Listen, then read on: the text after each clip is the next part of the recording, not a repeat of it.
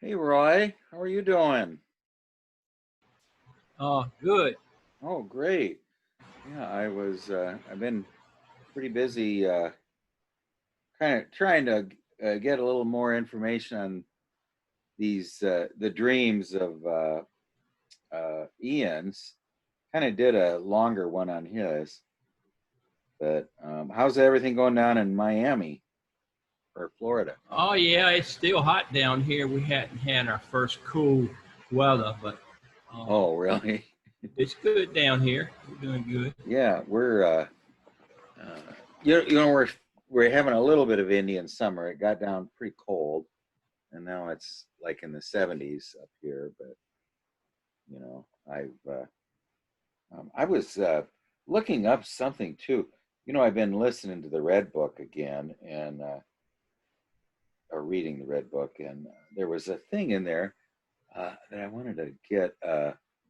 That when you find new rooms in a house that are not you never knew about, that has something to do with symbols, you know. And I was just thinking of Ivan's dream too. Let's see if I can find this here. But anyway, yeah, there's been some great dreams. You know, the one I really liked too was yours about the shoe bill stork, but which was just wonderful in its pacing. You know how it was paced, but also I don't know if you remember the one that Gary had about going down to the altar, and you know, as he gets closer, there, you know, there's more interaction, you know. And I thought that was such a beautiful dream. All of these just haunt me later, you know. I mean, I just feel like they're my dreams, and you know, and I can also just feel the ambience of the place I'm in, you know. I mean, of where other people were, you know. I mean, it's just really is uh, uh, kind of a revelation to me, anyway.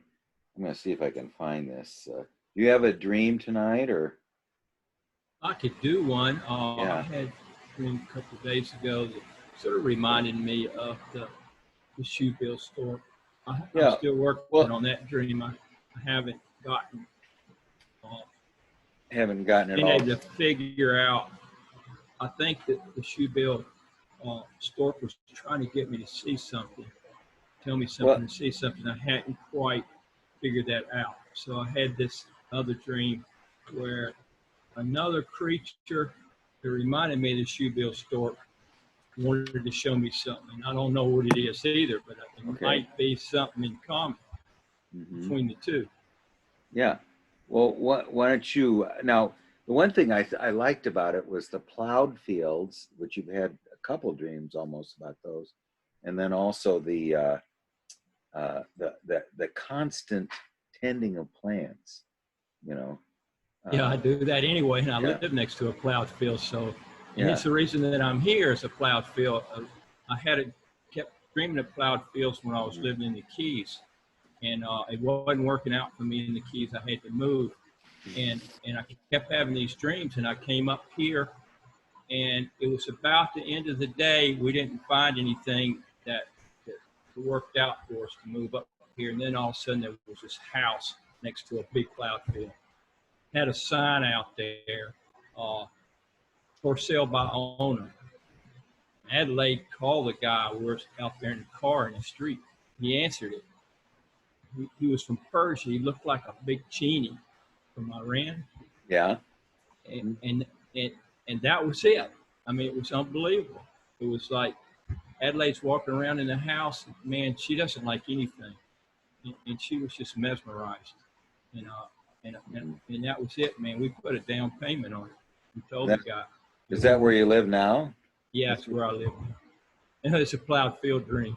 oh yeah. Weird, Well, weird. well, yeah. It's hi Charles, by the way. Yeah. You know, the what's so beautiful about though is the plowed field waiting for the seed. and the shoebill stork's standing at the top of it, waiting for At the edge of the thing. field, yeah. Yeah, and the last dream you had was really beautiful too. Have you had any dreams, Charles, that you wanted to go over? Maybe I know we haven't done you for a while. Right now I'm sticking with the ET dreams. Okay. We're not anywhere near done with those. Yeah. Okay. Hi, Kevin. My dreams recently have been short and especially cryptic and puzzling. Well, let's get a short cryptic one because I love those. Okay. Well, I have to grab my notebook real quick. Okay. 1 second. Yeah, and maybe Roy, you can get one ready. How's Kevin doing? I'm fine, thanks. I think I got my internet going well now. I think I solved the problem. So I haven't had any problem for many days. So. Well, our problem I discovered was we hadn't bought a new modem in about probably 6 years. Not a modem, but a router. And we just got a new router, and boom, it's fabulous. Yeah, like I thought my problem was even the president in the Philippines has been going on about this signal, and he told the company, if you don't fix your signal, I will get rid of, he will pretty take over, something like that. Mm-hmm. And I thought that was the problem, but I realized it was a different problem. So it was just on my phone. I just needed to do some settings. Well, I'm glad you got somebody backing you up. Well, why don't either Charles or Roy go ahead if you got whoever's got their dream ready. I have so many. Well, just you know what I used to do? A random page, you just pick one. Yeah, what I used to do is I would go in. For a long time I had like 20 dreams a week when I go to analysis, and I would number them. Like 5 would be really, really good, and then I go down to 1. So I have some 2s and 3s. So then I'd take my 5s in, and we'd work on the 5s. 5s are, the highest rated ones. But. I turned to one January 22nd this year. All right. It has particularly interesting and unflattering images in it, but I thought it was a really interesting dream. So I'm in the upstairs bedroom of a house, and I'm defecating into like a type of like a toilet that you'd see at like a home for really elderly people that can't use, or in a hospital, where they just take the removable toilet bowl out. Yeah. And it's very, basically I have diarrhea. It's very watery, not solid, but I'm actually defecating through like a screen or filter like object between myself and the toilet. And I can see downstairs. I'm right there next to the stairs, and I can see that there's light, and that it's the lights are on down there. And I notice my father begins to come up the stairs, and I get I get excrement on my hands, and I want to clean it off before he makes it upstairs, which I'm able to do. I find a towel real quick, and I clean my hands. And he comes upstairs, and he walks to the other side of the bedroom and starts playing with my musical instruments. The next thing I remember, my uncle's cousin, or one of his friends or someone, and my uncle were there talking to me about some video game that had just been updated with a 4th character that they were very happy about. And it was a female character. And they're ranting and raving about it. And my father comes over to me and asks if I still play video games. And I told him, no, they're fake. They're all illusions. And he said that he knew that I would come around to that conclusion. And he seemed quite proud and happy that I had come to that conclusion. Okay, well, let's start out. Hi, Dawn. Just getting started here. It is a dream that we often have, and we're just going to go through it. Hey, Gary. Hi, we're just getting started here. We'll just go through this dream. You're in upstairs bedroom of a house, and you are eliminating waste from your body. So you're eliminating. There's the rejected material is coming out of your body, and it's a very natural, instinctive movement. So sometimes it means something to do with the body is, happening, and you're the toilet seat is sort of a rudimentary, not really what we're. It's sort of a. Are you talking about that? It's almost like a child's, toddler's toilet or something, or yeah. Go ahead and unmute yourself if you could. You'd see it in like a nursing home or a hospital. Yeah. It's held on like a sort of stand it's a bed with pan poles. Yeah, like a bed pan. Bed pan. Yeah. Okay, and then you are. It's just going through you. So somehow the nourishment in the food is is just going right through you. But I don't know. These are a little hard to interpret. But then you look through and you can see the downstairs, and the lights are on, and people are doing things down there, and you see through the screen your father coming up the stairs. Is that correct? No, not exactly. I'm actually passing my waste through this screen or filter into the toilet. You're right. It. But then separated from that, I do see that, I can see downstairs, and I see that my father's coming upstairs. Yeah. Okay. You can see your father's coming downstairs. So really what's happening here, let's try to take it as a symbol rather than a graphic description. There is a we are the rejected material within ourselves is being eliminated, yet it's being filtered. So this is almost as if the there is something in there that needs to be retained. It's going to retain something, and but let's just pretend that it has something to do with alchemy. I mean, this is usually in the manure piles is where you find the gold, or the treasure hard to attain is the stone that the builders rejected. Hi, Ivan.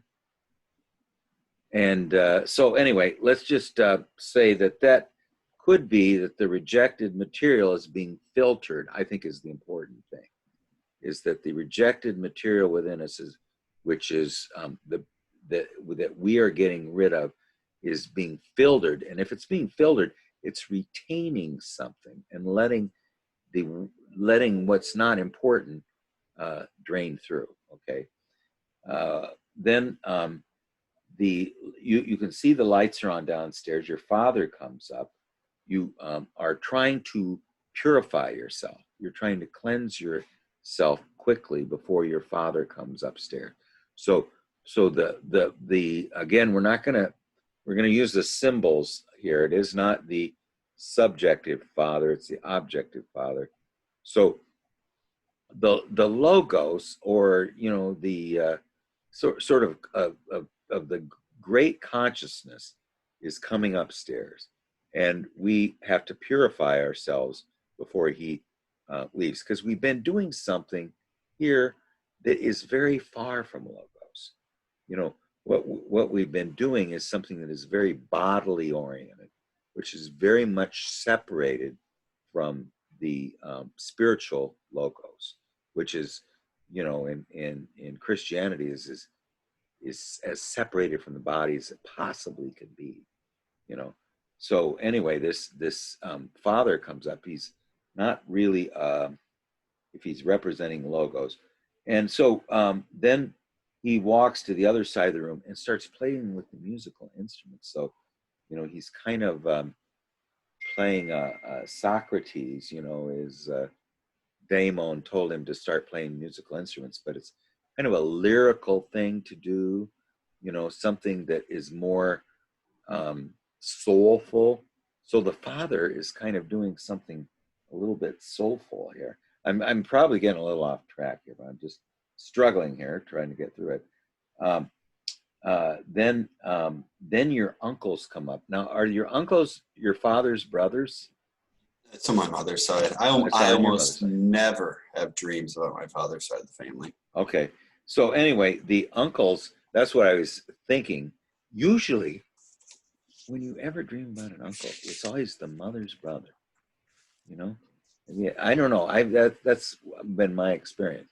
And the mother's brother is the real masculine presence in most societies. So, you know, the most important male in the your orbit would be your mother's brothers. I mean, that's the way that ancient society used to go. So that it wouldn't be. There was exogamous and endogamous, and if you were exogamous, that means you always brought in a male from another tribe into the to the tribe to keep genetically diverse, and then the endogamous tribes would marry within the tribal group. But usually the leaders, the elders were the mother's brothers. So I'm not saying that's true, but anyway, the uncles are talking about the fourth character. So they're talking about something to do with now this is a representative of the mother, the feminine, the internal feminine. It's her brothers are excited that this new thing is going to have a fourth character. So it was missing the fourth character. So now this is what one thing the mothers would be really interested in is not perfection, but completeness. Okay. They want four, because what four is really now it's a kind of a union. All the opposites are there. You know, there's the vertical and the horizontal axis, and all four things are there. And when one's missing, that's the in Ian's dream, it was the locked, and I'm getting a little more different view of Ian's dream, but you know, the locked door where Harry Potter is, you know, that's the door of where of the inferior function. It's always usually is the unlocked door where the unconscious can come through, you know. And when he opens it up, he sees this Harry Potter, which I think is really has to do with his higher, either the divine child that he's going to give birth to, or something. I mean, I was just coming after I got done. I kind of was wondering about that. So anyway, the uncles are talking about the fourth character. Now the Logos comes over. Now he's not interested in completion. He's interested in perfection. You know, he wants everything to be absolutely perfect. You know, and so he says, "Are you still playing computer games?" And you say, "No, they're all fake and phony." And he's saying, "That's good." Okay, now I've went through it once. I'm not clear on it, but does anybody else want to take a stab at it, Roy? Or Well, I've got a quick yeah, question. yeah, So, Gary, go ahead. you know, the stuff passes through you, and then there's another filter. What's this other filter? What does it do? It's like what it reminded me of is like an oil filter that you'd throw on top of a frying pan so that the oil doesn't like pop up and burn you. But it was really just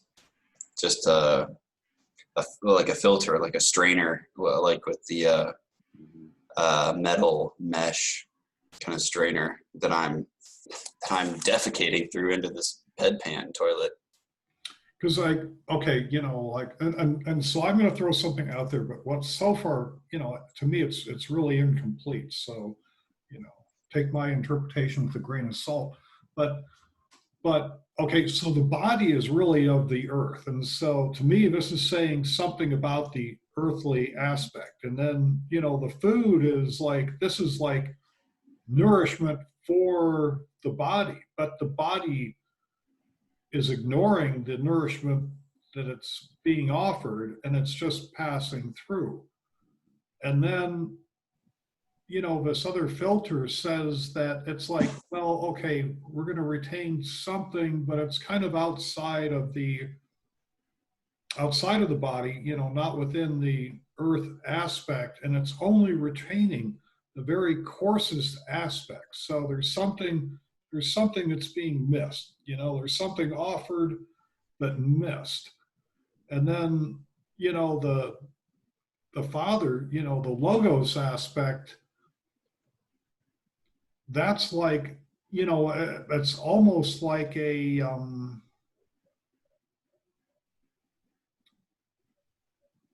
Remember, he's in the upstairs bedroom. Yeah, and it's like, you know, he's coming up. To me, this is almost like an offer to bring logos into this whole issue. Earth, the contrast between that was wonderful about the earth. But keep going. Oh, well, yeah, that's all I've got so far. You know, yeah, go from there. Yeah, well, it represents the earth. This earthy part of ourselves is being collected, and the earthy part of ourselves is now visible, and we're trying to retain a part of it and let the watery parts, which are, remember that Charles is a watery being, are being let go through the strainer.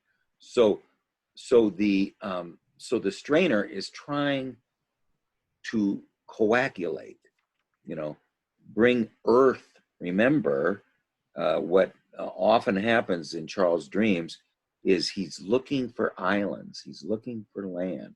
So this earthy aspect of himself is being retained, and the water is let to run through so that we can retain the earthy aspect of ourselves. He's in the upper bedroom, so that kind of represents the ego consciousness or something that's a little bit far from the earth. And then there's the everyone has to ascend to get there. That was wonderful, Gary. You hit it. I always throw them for a loss by some of these type of graphic dreams. What do you think, Roy? Yeah, it reminds me of Gary's dream too, when he had to trudge up the stairs to drain some water out of that I call it the egg. Something was hatching in there, and he had to drain some water out. It was too much wetness. Mm-hmm. And so, yeah, the logos and the earthiness. Contrasted. Yes. And the Father's very strong in there, and it seems like he's trying to hide something. He's not totally honest because he has to wash his hands and stuff like that. Sometimes that's a sign of guilt. I don't know what the context of the dream is in, but you know, it seems like he's not being very honest. And sometimes the logos can cause you to do that because you can have fear of the logos. You know, Cronus 80s kids or something like that. They do some pretty horrific things in the mythology. So they really shake you up. So I get a little bit of fear that Charles is picking up from the logos. He's feeling guilty when he comes up, tries to get the earthiness off his hands. Okay.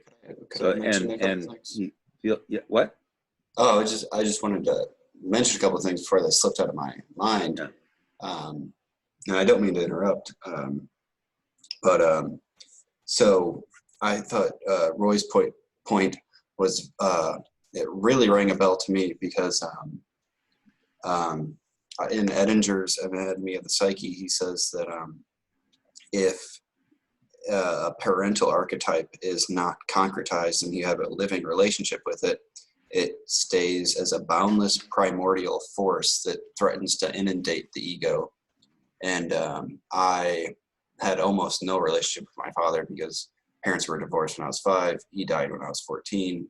So the father archetypally is very much this boundless primordial figure that I am quite afraid of. So thanks for making that point, Roy. He's judgmental. He's judgmental about the something the mothers, the counterpart of the mothers are excited about this new way of doing things has a fourth. The father is judgmental of it and is saying that that's not what you do if you're very conscious.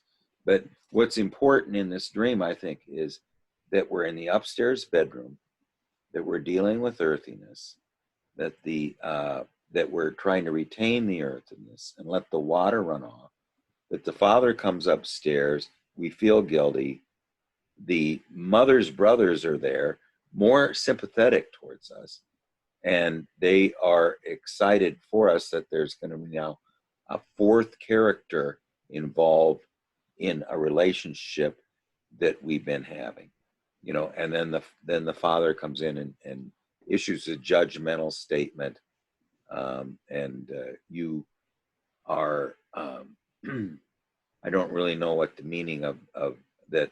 I don't do that anymore.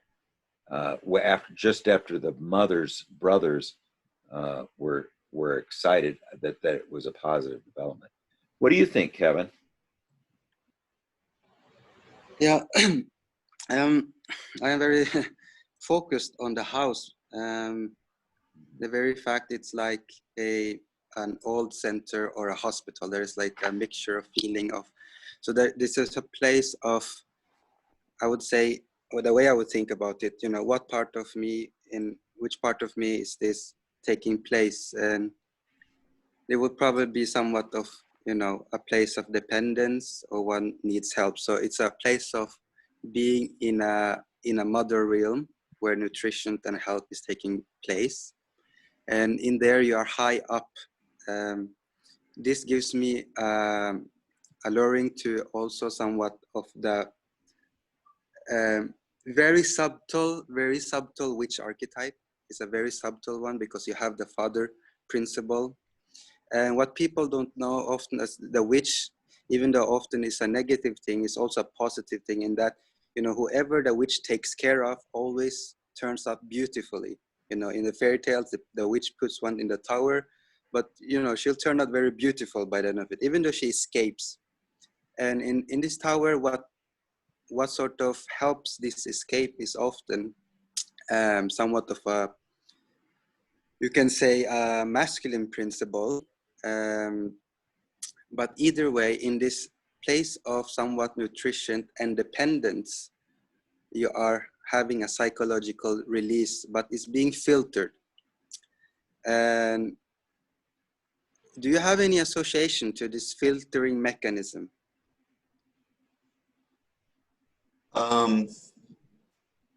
Yes, that I am very, I'm bad at kind of dividing one thing from the other and saying, I'm going to put this amount of energy here, this amount of energy there. I think that has to do with my kind of watery images. It's a very, I have an undifferentiated way about going about life in a way. It's just like, kind of So too free flow, not enough separation. It's a way to filter life, basically. Something like that. But at the same time, upstairs you see a light, and light is a symbol of consciousness. So the father principle comes from a principle of awareness, light, even though uncle is connected to the matriarchy world. It's also it's a masculine that connects one to a feminine principle, basically. And here it comes up. But at the same time, he comes from a place of conscious awareness, because you see him in a room of light. I don't know why you have this dodgy association to him. Do you have any association to the flute? No, as far as musical instruments, primarily guitar, stringed instruments. Yeah, I don't have so much more to add on that, but I feel like this is a place, I would think this is a place of me that is somewhat dependent, and it's that sort of dynamic which is taking place within me. And it tells me within this place of dynamic, I am somewhat high up, and I have to filter my psychological experiences because it's you can say, like you said, undifferentiated, too much water, too much emotions, it's too much, I would say, feeling stuff, which is overwhelming. And for it to go back into our personal unconscious or even collective unconscious, it needs a filtering.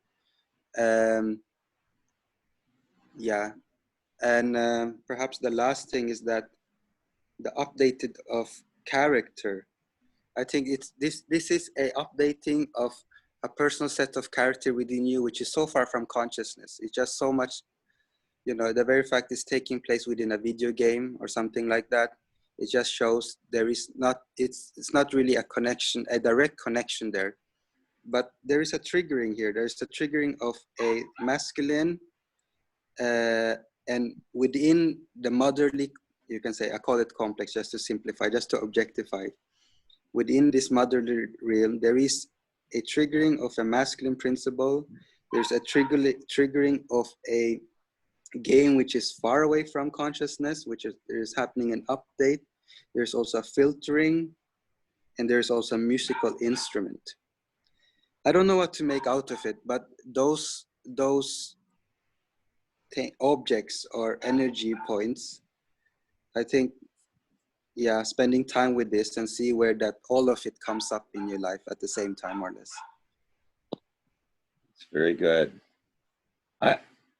Ivan, do you have any comments? Or Dawn, you're always welcome. Just listen though, or do whatever you want to do. But Ivan, do you have any comments? I missed too much of the dream to have Okay. too much to say about it. But All right. Well, let me try to summarize it then, and then we'll get any other comments. Let's see if I can. Okay. So basically, I think the idea here is the we start out in the upper room. So we're in the upper bedroom, and there is, while we were in this upper part of what Kevin called a tower, which is a good analogy, we're in the second story, and we are where you wouldn't think you would do. You then try to, there is a connection with the earthy part of ourselves. The watery parts, which are threatening to Charles' ego, are drained off, and the earthy parts remain. He's a person in need of land. So this seems to be like a statement that the unconscious if we're on the second floor, we're up closer to consciousness. If we can now let some of that excess, almost schizophrenic unconscious that sometimes are threatening of us drowning have been sloughed off. So now we are left more with the feminine earth, you know, and then which I think was just brilliant by both Roy and Gary. I really reoriented or gave me some hints about the dream I hadn't thought of before. But anyway, then we see the father come up. There's 2 episodes of guilt. One we need to clear the earthiness off of us because we are we would feel judged by him if we had this earthiness on us. And then there was the sympathetic and really, I think, hopeful. You know, one thing I'm thinking in this day and age when we have images of like Calvin and Hobbes or Harry Potter or computer games and stuff like that, that does not mean they're silly.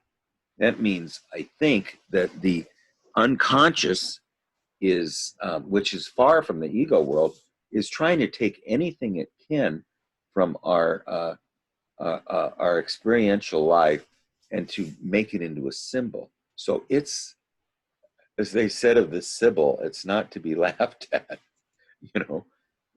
So this actually almost like a computer game. It's this thing that is almost like some kind of a clock, you know, an old-fashioned clock, has got a 4th figure added to it. So like, let's say we had a clock with only 3 figures back in the 18th century or something.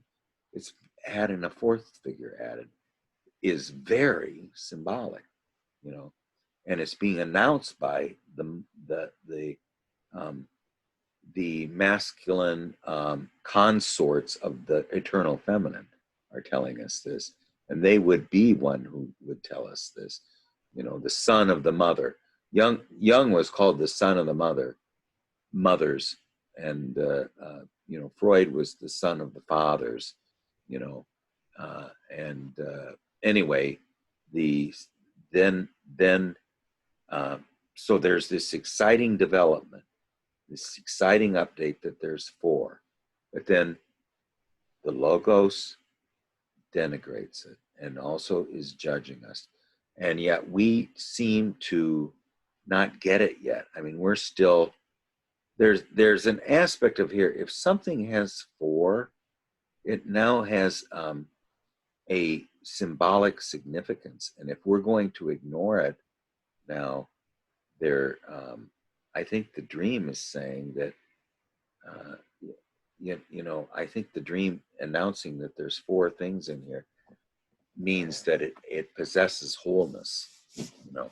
And so for the ego to say that it's too silly for it is not consistent with this announcement by the representative of the mothers that it is wholeness and completeness. So it doesn't surprise you that there's not a very good relationship with the father. He's being judged by the father twice, you know, let's just, what would you say the conclusion or the epilogue of, what's the title of the dream? Okay, the title of the dream I would have say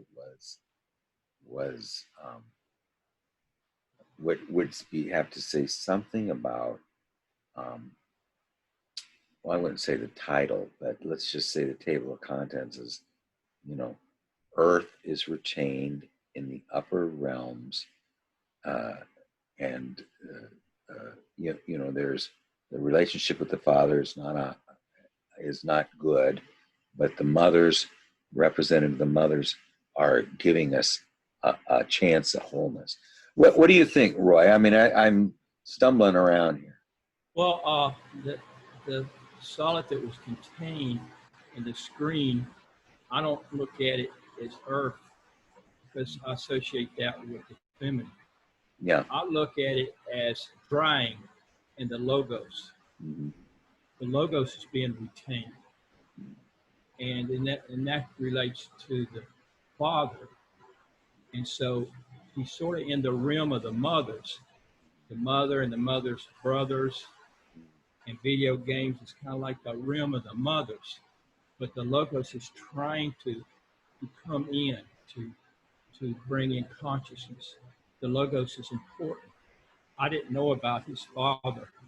I had a very strong father, but a lot of kids today don't have a father figure. And I think that has a tremendous influence on a male child, because where's he going to get the logos from? And I see this dream as positive. I see the logos being honest. The logos is playing instruments. That's not a video game. That's No, something that's very good. you have to learn. That's a skill. You know, that's real logo stuff. That's not realm of the mothers. He's being himself. The logos is being himself. He should not be judged for being himself. You know, he can't help who he is. And that's the logos influence into the realm of the mothers that Charles is being exposed to. I see the dream as being optimistic. Yeah, it's very balanced, and that is something we can't forget. What is the first thing the father does when he ascends? He goes and plays the musical instruments. So to me, that says that he's involved with the in a very rich way with the unconscious. You know, I mean, he's the lyrical, the muses, the images. You know, the music has as many images. So he immediately goes to the image making musical instruments. You know, and so he's establishing a relationship immediately with some deep strains in ourselves. You know, music that is composed, fortunately, awakens all kinds of energies in us. You know? So yes, that is very important, Roy, and I'm changing my thoughts on that. Well, Kevin and Gary, do you have any comments? And we should probably finish up Ivan's dream, because we did not get spending much time on it last time. Either Kevin or Gary. Yeah, Comments? so, you know, I think Roy's emphasis on the father, you know, is actually quite important. And especially, you know, and if you look at how important music is to Charles, so that he enters this realm. And so, you know, playing music, this would be an alignment. And so, you know, in the dream, he cannot retain the earth, you know, this nutrition, and instead it just passes right through him. There's attempt to save some of it after it leaves him, but, you know, how much of that do you actually get? How useful is it? But then what we have is the fourth character coming in. So even though, you know, there's some feeling of distance from the father, you know, I wonder if this fourth figure isn't a way to, you know, create a healthy dynamic tension that, you know, kind of resolves itself for that integration. It would be my guess. Well, Gary and Roy, you're doing great tonight. I love it. Well, how about you, Kevin? Do you got any last words on this one? Yes, last word. I am like the connection with a video game, updating a character from a video game. Mm-hmm. Yeah, I feel like, I mean, that's for me, if to listen to that, for me sounds like a person that is really trying to connect with unconscious part of themselves. Because video game is somewhat close, but also very far away. Well, you know, what I noticed, I think this is my own observation with me and my family, is that once very unconscious part of ourselves, they're very unconscious, let's say, part of ourselves tries to break into consciousness. it could really disturb the energy. For example, for me, being an INTP, I remember my introverted sensing wanted to have a say. It just broke into me. And I had this very childlike argument with this girl in the store. I was buying a computer, but it wasn't quite what it was, like a small, tiny detail, something I wouldn't really be bothered. I was so angry. Because my introverted sensing has just broke into my conscious awareness. And I feel like this is your play with your character. There's something breaking out into awareness, and there's something that is still not disturbing you, but I think it will come pretty much anytime. And it's a new consciousness that will push yourself into awareness, and that could be the alien. Now you don't know how to make out of it. It's still on the radar. It hasn't still been fully accepted. We don't know even it needs repression because it could be too much consciousness. We don't know that, but I think it's something to that. There's something tries to break in, but it hasn't been fully broken in. Yeah. That's very good. Well, now, Charles, if you could either email us the text of that or put it in the chat, I'm going to try to work on these separately. If people can, you know, when I'm alone, and then put them in emails. If you guys can put them in text. I did go through Ian's dream like that, you know, and I was going to go through Kevin's too. I didn't get it done yet, but yeah, if we can do that, and then we can kind of keep a little file of these too, if you want, because some of these are just saying, you know, Roy's dream about the shoe bill, and Gary, your dream about the choir and the boy singing, you know, just moved me greatly, you know, and a lot of other, I mean, every dream does. But anyway, Charles, do you have any final comments on this? Yeah, actually, I have quite a bit. Okay. So wanted to make one comment about how the video game being updated with the fourth character, and just the kind of thought to me came that, you know, how that works is the video game already exists, which is a software, and then a new thing is produced and then integrated into the existing software. And I just thought that that was an interesting point. In software, it makes me think of, you know, it's not hardware, it's the consciousness, and a new thing comes and integrates into it. Yes. And then, so the dream before this is a dream where I'm with my friend Michael, and we're on a beach, and very large dead fish are coming up out of the sand as the water flows, and I'm wanting to throw the fish back into the ocean. And then Michael's like, no, there's a place to put the fish. And there's fish just coming up everywhere as the water's washing the sand off of them. So it just really, I think it's a very similar image.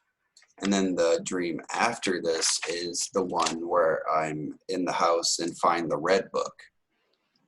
So I just thought it was... well, and remember the dream of the fish that were in the trunk by the the thing, and you don't dispose of those properly.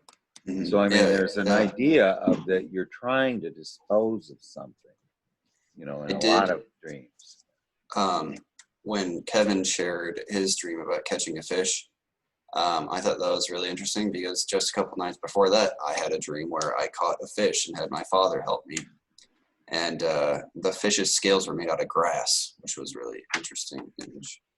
So I find it really interesting, the dream that came before this and came after it seems to be like, I really am trying to get something out of the water. I'm trying to separate the fluid and the solid. And I thought of you know, the idea of defecating as like what I'm producing in the, you know, real physical world, as I'm struggling to produce anything that's solid. It's all fluid and just kind of, and just washes away, and it's not saved. Yeah, there is something about coagulating a little bit here. Yeah. and you know, the part about the earth, but the what Roy said too is very important too. The that the father appears to be a positive figure in here, and Yeah. yet he's just uttering a spiritual point. You know that um, But, he yeah he's um, go ahead.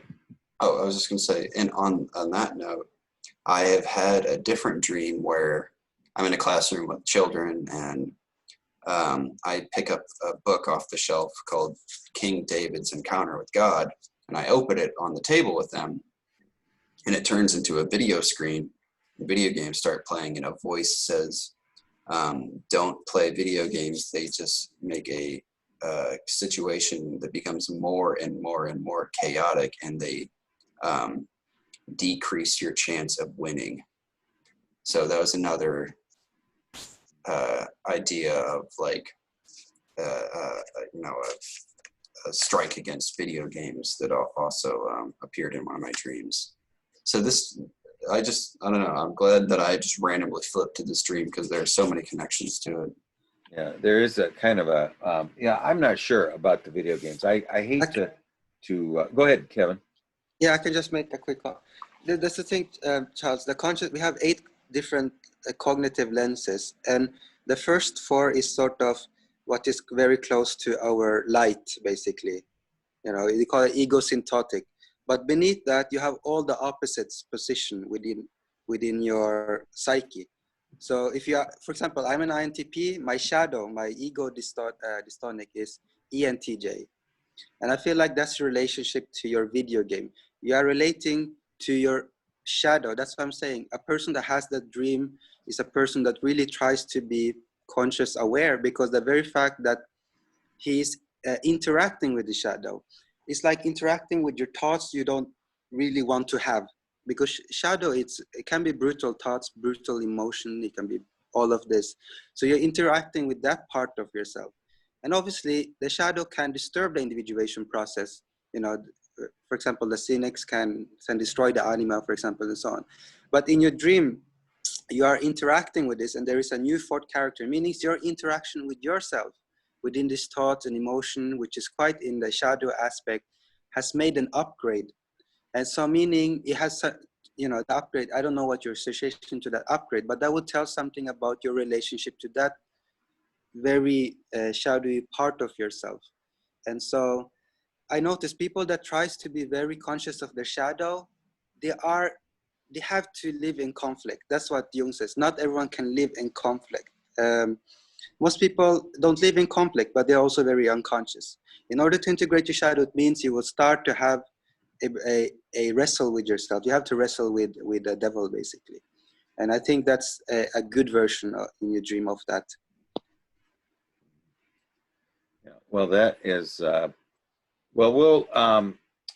yeah. Thank you, Kevin. If you can send that at some point, Charles, I'd like to maybe I can encapsulate everything we've said on it. Now, Ivan, do you want to go through your dream? We didn't get a chance to go through it as about the house dream. Can you? I've got notes here, but maybe if you could just summarize it again. Yeah. Because my notes are always messy. Yeah, sorry, I was going to type it up. I was That's just okay. busy, didn't have a chance. No problem. Excuse me. So I called this one Bought a New House. And I bought a house, and I'm in it, but I know that I've been in it before, but I can't remember anything about it. So I'm touring it now for the first time. And it's strange because the house seems like it has my stuff already moved into it. But I haven't placed any of the stuff there myself, and it's kind of a little bit messy. Not dirty, just messy. Like stuff hasn't really been put away or figured out where it goes. I go into the master bedroom. It is very large and it's really long. I feel like dimensions were really important in this dream. I don't know why, but like I remember the house being really long, the driveway being really long, and the property being really long. And that the house had this aspect of it of every time I thought that I'd found the end of the house, I'd find a new level or a new room. I don't. Has anyone read that book, House of Leaves? No, I haven't. It's Who's it wrote it? I forget the author's Oh, name, but it's sort of like a bit of a horror, but more of like an abstract sort of horror book where within this house where these passages keep opening to mysterious places. Anyway, Is it a book where you can like make choices and like or like it's very strange the way you actually read it? Like yeah, it it's doesn't got read like three straight different through. perspectives and they're Okay. interspersed, and then the formatting's really strange. Anyways, I was bringing that up because the house had the same aspect of the house in that book where like every time you thought you found the end of the house, you'd find more to it, sort of thing. So I go into the master bedroom. It is very large and long. There are 8 fish tanks on the far wall of different but large sizes, and they're positioned over the bed on floating shelves. And so I'm concerned that the shelves will collapse while we sleep. And I wonder why my wife would choose to position them this way. There's also, in that same master bedroom, there's 2 child-sized mattresses on the floor with a bunch of toys and a blanket and just like kids' mess next to it.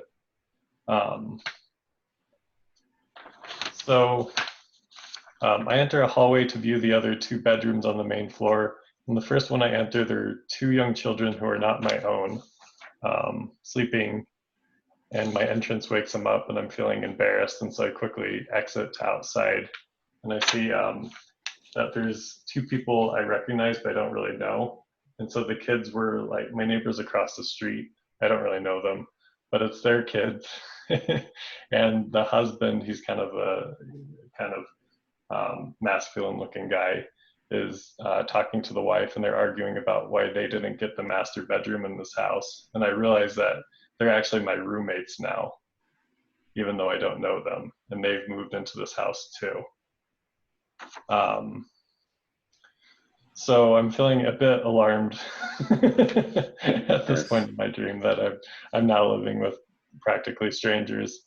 And so I go to check out the basement of this house. And so I find that I'm thinking there isn't a basement, but I find that there's this curved staircase, but it's not actually connected to the floor. It's actually connected to the stairs that go upstairs, like underneath them.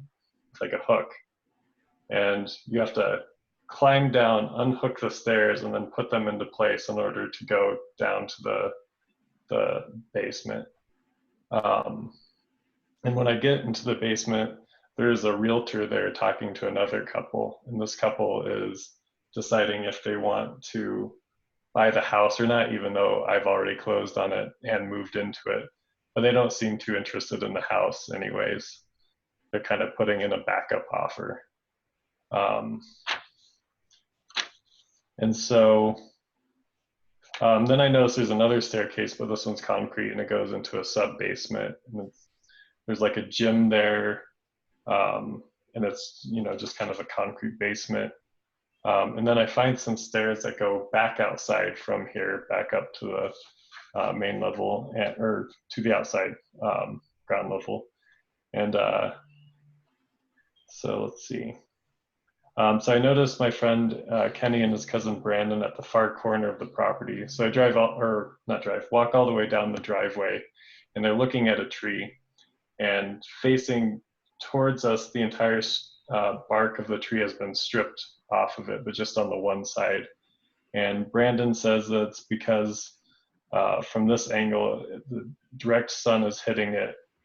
And then Brandon tells me that this house I bought is too small, even though throughout the dream, all I can think about is how big this house is and how it keeps growing every time I think that I found the end of it. And that's pretty much the dream. Okay, great. Well, I mean, this is a typical dream I have all the time. And I just happened to read in the Red Book, too, that, Jung had these dreams all the time as well.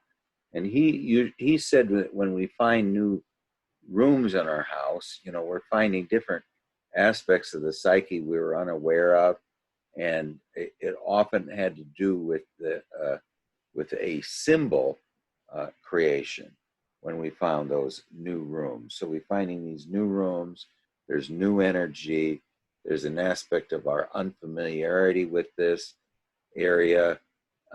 We don't know. We know nothing about it. I mean, it was interesting to me that you'd been here before but had no memory about it. Now that's an interesting deja vu type thing, you know. So now you're touring it as if for the first time to acclimate yourself to it. It's disorderly. Somehow all your stuff got moved in, but it's not. It's pretty disorderly. You know, it's extremely. So length is emphasized in this house. You know, something that is long. You know, not necessarily just massive, spacious, but there's this idea of length or extension, something as it's a mystery what that means, you know. Then there are 8 fish tanks. That's so beautiful. There's 8 fish tanks, 2 times 4. Again, these containers of the unconscious, 2 times 4, with that are different sizes, probably related to the size of our functions, you know, and they have they are on floating shelves. So there's an aspect here of that they're almost fish tanks that are on water. I mean, a floating shelf means that it's floating on something. Is it floating on air or is it floating on water? Do you remember what it's floating on? So it's sort of like, so when I say floating shells, I mean those actual shells that come off with like an angle bracket Yeah. where they're kind of flimsy and they just hang on the wall. Yes. Okay. All right. Well, yeah. They're very heavy. They're very big, and they're not anchored very securely. Okay. And you're concerned they're going to fall. Then you find now that this house is occupied by the shadow and his family. Looks like, you know. So in this house with no end of rooms that you didn't know about, a real a feeling that this is something you've known about for a long time. You supposedly own it now, and yet you bought it without even, you have no recollection of it. And then you find there are intruders in the house that you thought you owned, who seem to also have an ownership to it, you know. So that kind of tells us maybe we don't own this place. And then the realtor is trying to sell it to somebody else too. So there's an aspect of we think we own it, but there's evidence that it doesn't belong to us all 100%, you know. But anyway, you're alarmed at the fact that there's these 2 children. It seems the shadow is involved, and this does not seem like a comfortable situation. It's all of it's uncomfortable so far. You know, we don't remember anything about it. All our stuff got there. We don't know how. You know, there's these dangerous unconscious. You know, when you have these huge aquariums full with the unconscious, and they are in danger of endangering ego because they could fall on us while we sleep. You know, and then the fact that in this house, with apparently as much ownership rights as we have, the shadow and his family live. You know, and then there is the idea of these curved stairs, 3 sets of them, you know, and so 3 sets of stairs. It looks like one is descending, but it doesn't go all the way down. Pretty much they all look like stairs of descent, weren't they, Charles, Ivan? Yeah, they're all stairs of descent, but they're all kind of like half stairs too. Like it's sort of Yeah, a split level sort of thing. And so they they only go curve, down half. but they don't make a full circle. Yes. So it isn't they end, they don't go all the way to the depths, they just emerge into it. And then we get to the point of the tree with no bark, you know, and that is like a bird with no feathers, you know, or or a bear with no fur, you know. There's an aspect of that that this very important plant, the tree, has been denuded of its bark, and it's there's an aspect there of I don't know. What do you think? It's just the it's been revealed in a injurious way or something. What do you think, Roy? Well, that's the only really natural object in the dream. I mean, it's outside. It's not some very tainted thing by man. It just grew there. It might have been planted, but kind of left alone. But it's been neglected because underneath the bark is the cambium. That's the living part of the tree that feeds the tree. And if it's damaged by the sun, it will kill the tree. So its protection has been burnt off. It's been neglected. And it's the most natural thing in the dream. So that's a significant symbol. Yeah, the skin of the tree is gone, and that's what really isn't. I mean, if you want to kill a tree, you just take the bark off, That and will then the kill it. sap can't flow. Well, If you the girdle it, cambium's exposed. The cambium's exposed, which is very thin. All the core of the tree is dead wood. And right under the bark is the living part of the tree. It's very thin. It's called the cambium. Very thin layer with the live cells in it that feeds the tree. And it's just right under the bark, and it's very thin. And it's exposed to the sun. yeah, it's the tree is um, Don't weed okay. eat too close to the tree. Get that weed eater away from the tree. Yes, I have experienced that. You know, you particularly don't want to girdle it. You know, now the idea of the tree with no bark is what would you think if you saw a bird with no feathers? You know, I mean, this would be a instinct. This is a rooted something that is rooted into the ground and yet has a very unnatural aspect. It is natural, as you said, but the fact that it doesn't have its bark means it's it's been distorted. You Well, it's know, missing bark on one side. on The side one that side. faces towards the sun, that gets the direct sunlight. Okay, so it's only missing the dark bark, I would say, on the light, the side of consciousness. So on the side of consciousness, the tree of our life is been stripped of its of what makes it a tree. You know, what makes it a tree is the bark, and it's been removed by the light of consciousness. You know, so the only part of the tree now that is not distorted is the one that faces away from the sun or away from the light of consciousness. So anyway, I let's go on. I will review this in a second. What do you think, Gary?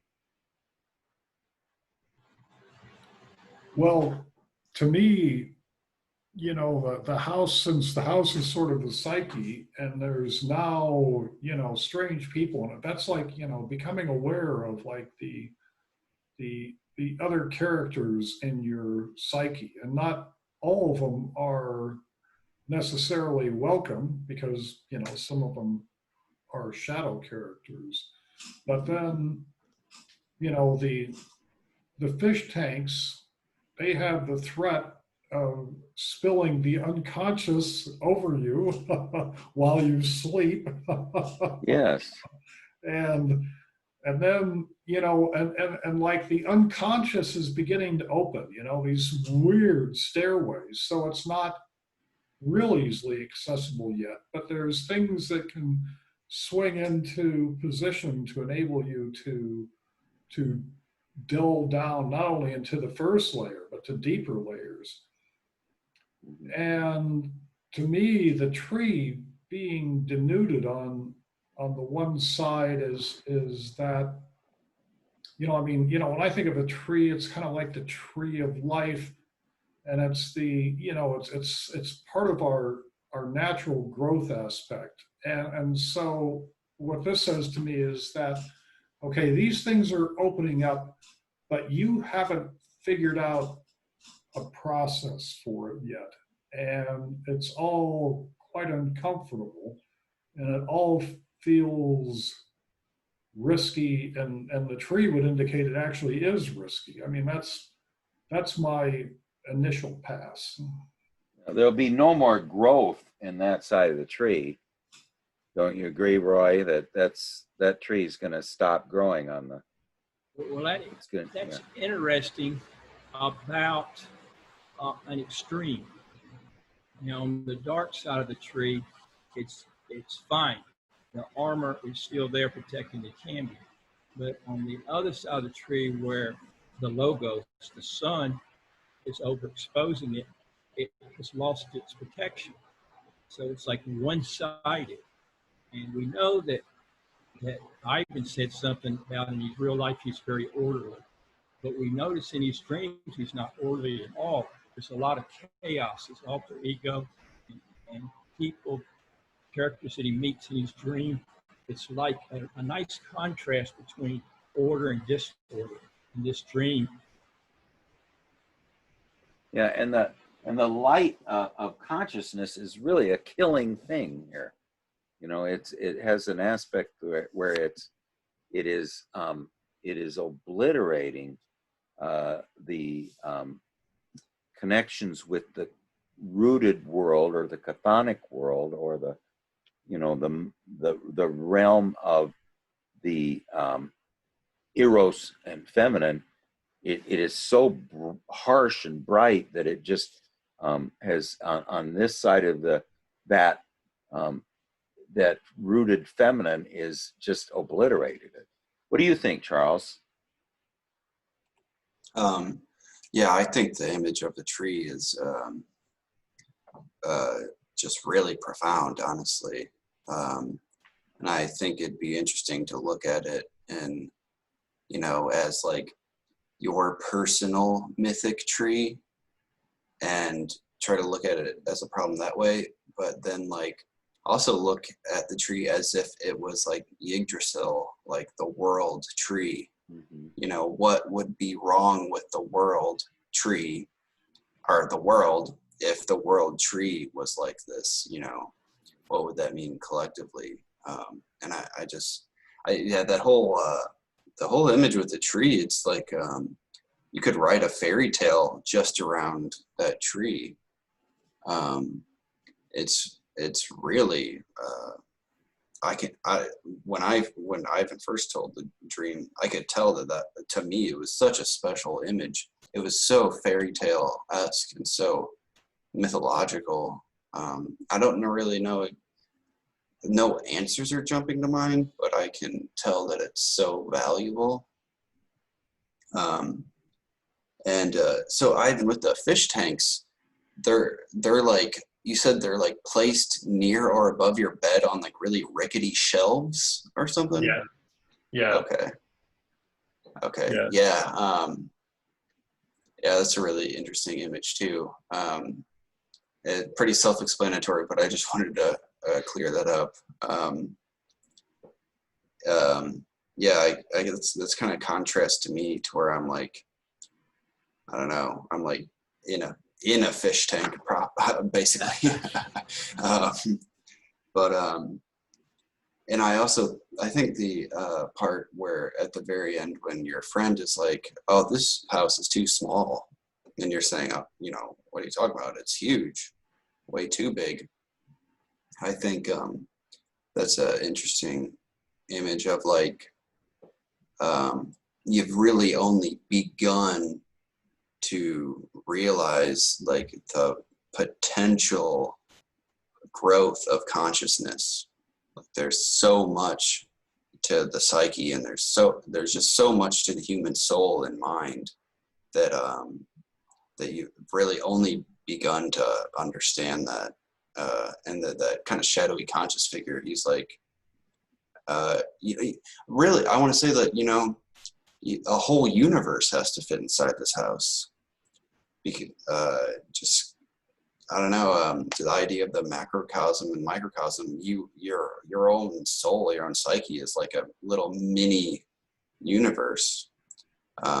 So the house, it has to be as big as the universe practically. And it'd be able to encompass the whole thing in a personal way. Yeah, I think it's a really interesting dream. I've had a dream like this where I'm trying to sell my house to a real estate person, but I'm trying to navigate it. And I'm like, yeah, I actually don't really know this house very well. And they're taking the lead and they know everything that's there. Well, I'm not able to do that because I'm just unfamiliar with it. And there's all these strange hallways and stuff with nails sticking up out of the floor and stuff. And it's very hazardous and strange. But yeah, I just to reiterate that the tree image is like really incredible. I really love that image. Yeah, and now the whole dream is so close to my own dream, and the one thing I was thinking of now, before we go to Kevin, is the fact that they're so long, and yet the stairs all seem like they only go halfways down. So the way to depth is has been cut off to some extent, and yet there's lots of breadth, you know. And they always say that it's we're 10 miles wide and 2 inches deep, you know. I mean, which is a good description of ego consciousness. So there's at least in the length aspect, there's a lot of breadth, and then the way to the depths has been cut off. Kevin, can you go start? And I'm going to be gone for just a second, and I'll be right back. Yeah. Okay. Yeah. Go ahead, Kevin. Okay. Yeah, the first time I heard the dream, I was afraid there's somewhat of a regression, because the first time you told the dream, you're going back to a 80s place, and so, you know, we are living in 2020. The 80s place obviously has become less older place, but I think from the dream, further along the dream, it's not about a regression as such. I think it's more about being and experiencing your psyche. So you have moved in, so it means that there is a acceptance of a house that is more than your ego. And now this acceptance also comes with a price, and that is the shadow, a new family moving in.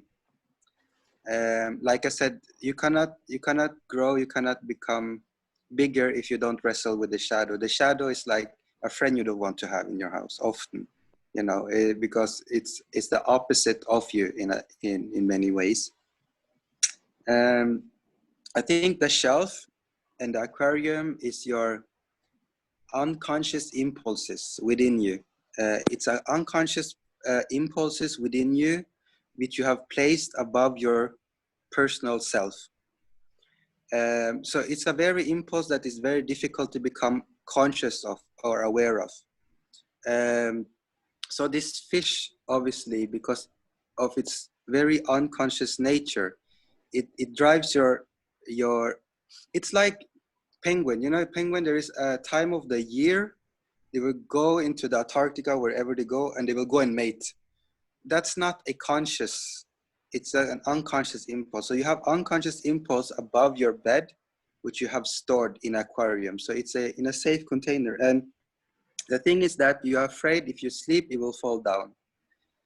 So you feel the need to control this sense of container, because you're only afraid of it when you sleep. You're not afraid of it when you're awake.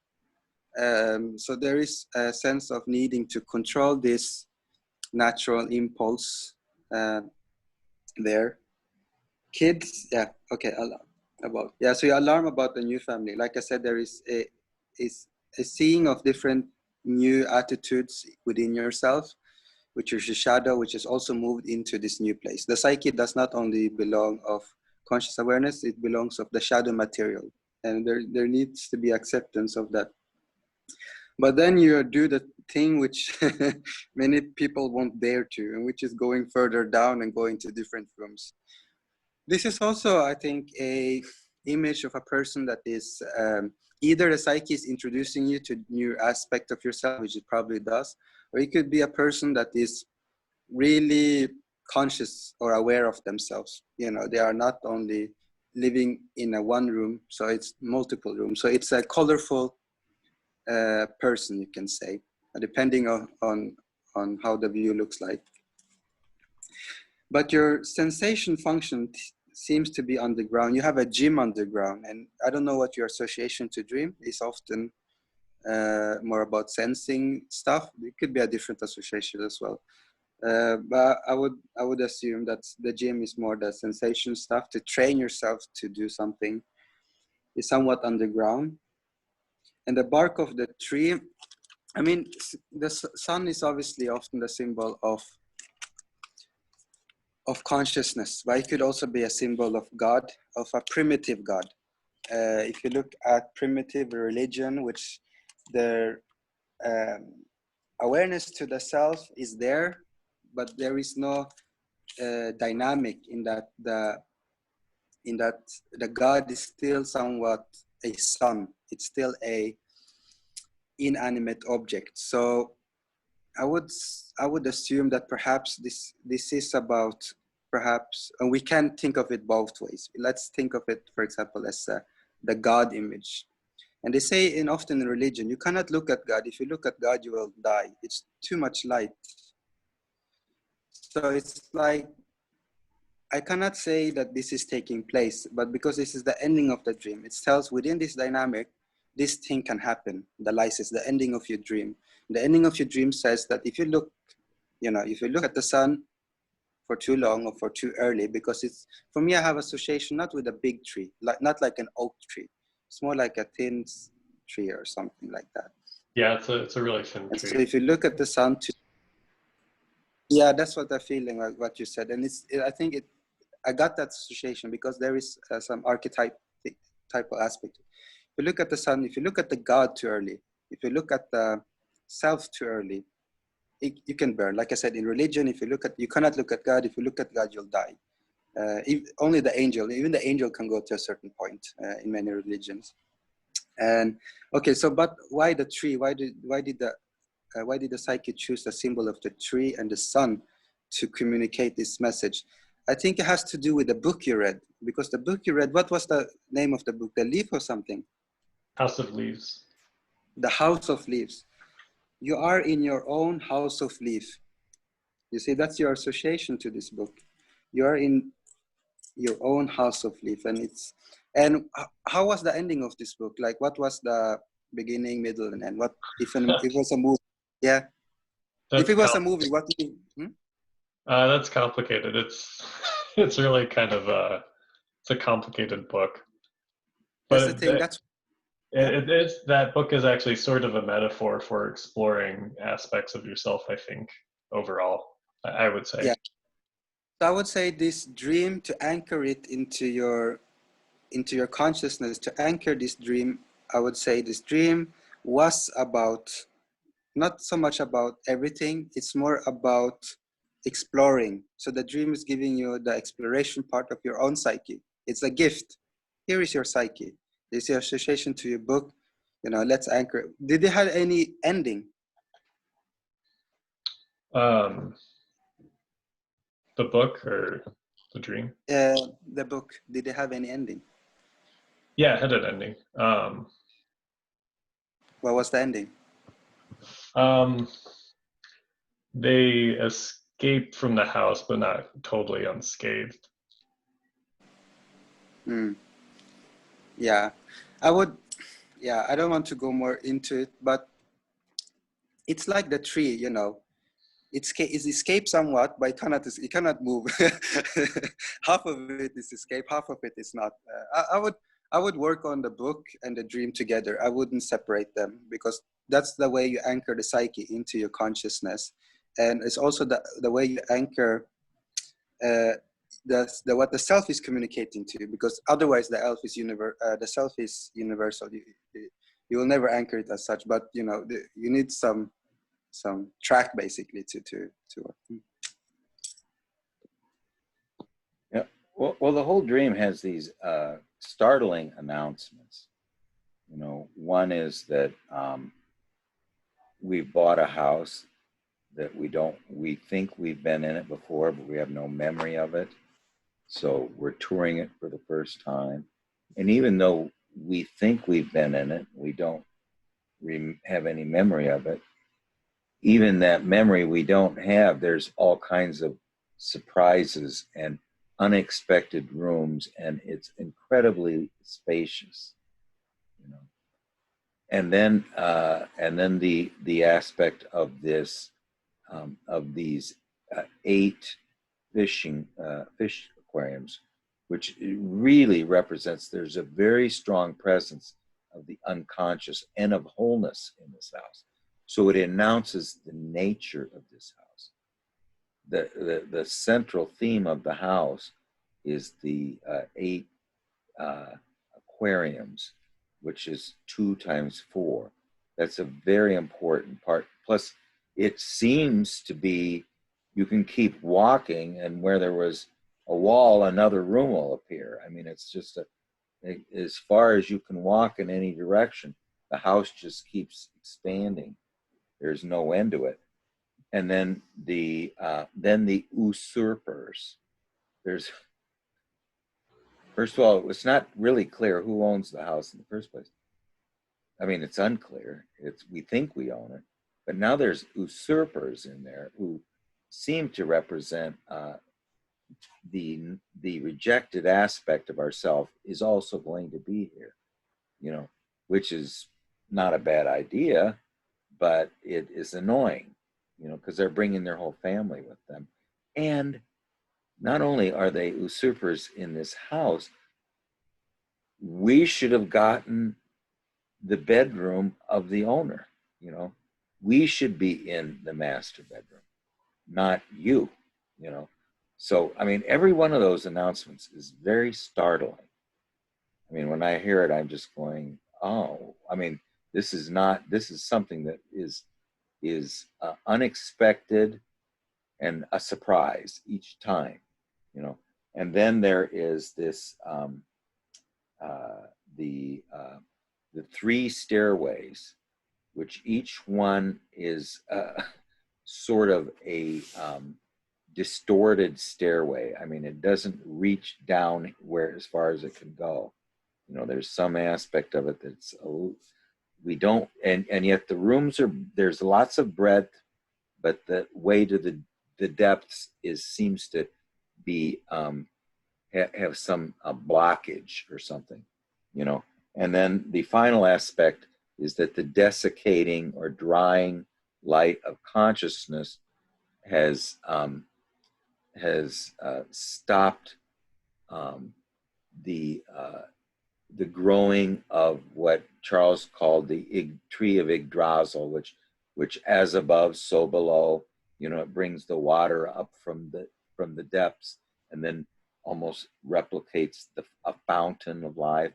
You know, consciousness has just seared it so that it's just the bark has been burnt off it, you know. So each one of those announcements is very startling. What do they mean in total, you know? I mean, let me just do a quick stab at it. This psyche which we are in We both own it and we don't own it. And it is so large, we will never reach the end of its many, many rooms. We have a troublesome shadow in there who thinks it should be the ego. You know, it should occupy the master bedroom and push us out. You know, and then we can't forget that the realtor Hermes or someone is trying to sell this psyche to another psychic figure. You know, I mean, that's now every one of those just is shocking. I haven't pulled them together yet, but you know, really, if people could send, I thought I did a really good job on Ian's stream, and I was going to do Kevin's, but yeah, if we could get them, we can start collecting these, and I think I could do a little more formal analysis, and everybody else can add to it too. Okay, any final comments on this dream, Roy? No, we got so many things tied into this thing. Yeah. Oh man, Ivan's head must be spinning. Yeah. Well, it is, but it's each aspect of it is just a punch right in the face. What do you think, Gary? Oh my gosh! Like, well, I'm not going to go any farther. I mean, this sounds like the psyche sounds like such a battleground. Like all of a sudden it's open, but it's open to who knows what. You know, will the shadow take over? Yeah. I mean, yeah, and it seems to be really moving in aggressively. Charles, do you have any final comments? No, not particular, but I think this is for it being one of those typical like house dreams. It's a really rich version of it. Yeah, it's a lot there. It's not disappointing, Ivan. I think the only thing that's disappointing is I can't pull it all together yet. You know, Kevin and then Ivan. Do you have any final words? Yeah, just final word. For me, it would be claiming the master bedroom. I think that's important because otherwise the shadow will claim it. And so it means that you will be run by shadow for, I don't know, a few weeks, months, years even. So claim the master bedroom. And if not, at least have a relationship with the shadow. So in this way, you can somewhat overcome that. It's nice to know who the shadow is. I mean, I'm very unclear about my own shadow. What do you think, Ivan? These have been really insightful comments. Thank you. So I think that to me, what it seems is like the house represents my consciousness overall, all these different aspects of it. And but I'm forced to share it, and not only am I forced to share it with not just myself, but all these other aspects of my personality. They might take over if I don't. But there are more levels to this than I know, and I just have to know to look for them. And then that space seems to be mine in the dream, at least. When I find these spaces, they belong to me. They're not necessarily for me to share as I move into them. And so the gym being in like the deepest basement to me represents like that's the place of work. That's where I need to go. Like I was able to unlock it, but it was trivial to unlock getting to there. But now that's where the work needs to be done. I really liked what Kevin had to say about the light of God on the tree, because it had that sort of feeling to it. But I don't really know what that means. I almost had this in the dream, like the idea occurred to me that he didn't know what he was talking about when he said that it was the direct sunlight that was causing the bark to be gone from that side of the tree. Where it's like, no, that can't be it, sort of idea. Can I comment? Can I comment on that? Yeah. That's the thing. I associated this sun more with consciousness than with God than the consciousness. More because sowing the psyche in your dream. So I went straight into the archetypal material of the sun. And another thing is that, you know, this, I don't think this is your case, because in your dream you haven't had any of this case. But, and I think this is more also an ending to a dream as much as it is a concrete reality. But for people, there are people that regresses in development, meaning to regress, they will get rid of their ego. They were identified with an archetype, and often with the archetype of the self. And during that time, what happens is that not only does the ego does not develop, the God image also does not develop, because they are developing at the same time. So what does it mean that the sun is an inanimate object? It means one's relationship to the self has not materialized. You see, it's like a person that hasn't had any active imagination with God. It's still out there. You can see it in nature. You can experience the pneuma in nature. But have you talked to God? Have you experienced its writing? You know, is it communicating? So a dream of this sort, and I'm not saying this as a full statement, it's just one dream of your many past and future dream. I can just say it from this statement, whether or not, I can say a person's relationship to God at this level is God in objects. So you can find the beauty in nature. You can find the beauty, the God in nature. But there is no living relationship to its dynamic. God can speak. God can take over. God can control. God can do all of these things. Okay, great. Well, now, next time, we'll want to hear Roy and Gary, if you can bring some dreams. And by the way, Dawn, if you have a dream, by all means, bring it. And of course, feel free to share in the chat if you don't want to. Yes, but yes, and you can, like I say, Dawn, if you have a dream, make sure you bring it. And you can always, Jan only participates in the chat as well. But then, so Roy and Gary or Dawn, next time. If Ian's here, I would like to do his dreams. Like I say, if I have these written up somewhere, I think I do a better job rather than repeat.